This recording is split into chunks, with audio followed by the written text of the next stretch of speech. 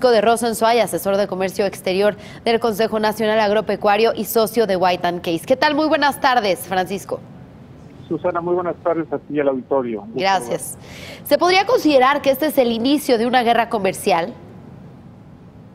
Me parece que debemos ser claros en que esto, desde luego, es muy lamentable, es un tropezón más en la relación México-Estados Unidos, pero tenemos que tener claro que esto es resultado de un proceso de investigación que, si bien fue realizado con base en un presente peligroso que es el de seguridad nacional, me parece que la relación comercial entre México y Estados Unidos es mucho más amplia. Entonces, evidentemente, pues es una decisión que lamentamos y rechazamos, pero también la relación con Estados Unidos, pues hay que recordar que es más de 550 mil millones de dólares al año. Entonces, tenemos que ser muy firmes en la respuesta, como lo ha sido el secretario de Economía y el Gobierno de México, pero también tenemos que aprender a encapsular las diferentes batallas o diálogos que tenemos con nuestro vecino de Estados Unidos.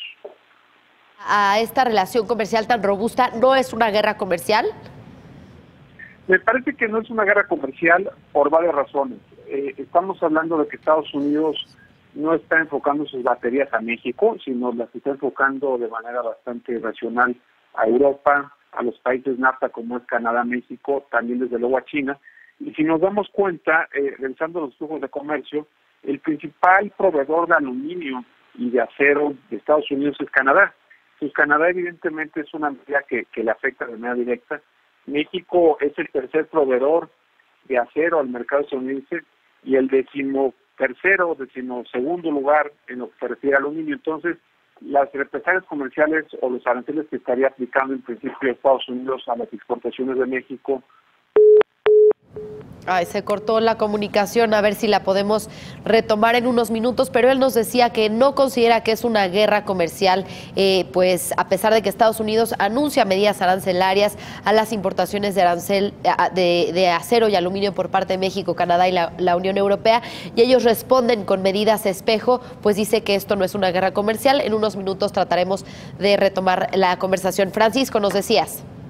Sí, o sea, me parece que no puede denominarse una guerra comercial porque es una decisión que está tomando Estados Unidos contra el mundo. El principal damnificado o receptor de esta medida es Canadá, al ser el primer proveedor de acero y el tercero. En el caso de México, pues bueno, somos el tercero en la parte de acero y de aluminio apenas el 11º. Entonces, me parece que tenemos que reaccionar firme como lo ha hecho el Gobierno de México. Tenemos que ser claros en que este tipo de medidas no son aceptables, y la lista de productos que el Gobierno de México ha informado que pretende aplicar aranceles a las exportaciones de Estados Unidos a México, me parece que es una lista que va a hacer reconsiderar seguramente a una serie de actores políticos en los Estados Unidos. Claro, Francisco, esto ocurre en una semana que se decía decisiva para la renegociación del Telecán, porque pues hoy vencía el plazo para entregar al Congreso de Estados Unidos el documento para su análisis y aprobación, y entonces estas medidas se anuncian hoy. Vemos respuestas tanto de México como de Canadá. Entonces, ¿qué tanto afecta al avance en la renegociación del Telecán?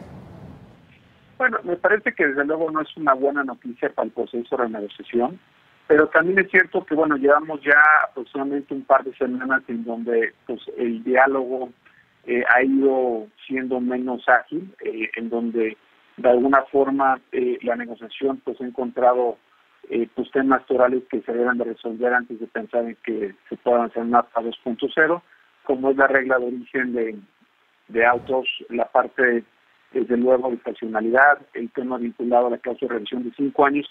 Pues me parece que evidentemente el proceso de renegociación con América del Norte, Canadá y México, pues tendrá, no me parece que una pausa, pero bueno, el proceso será menos ágil en tanto se divide esta diferencia en la parte de acero y aluminio. Entonces, ¿ya se podría esperar hasta el 2019, digamos, el Telecán 2.0?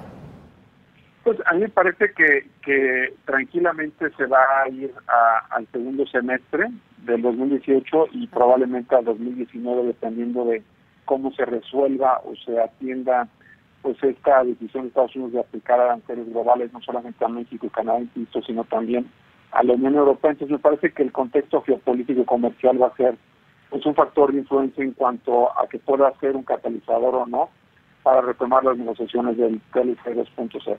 Bien, pues muchas gracias por la comunicación, Francisco de Rosenzweig, socio de White & Case. Muy buenas tardes.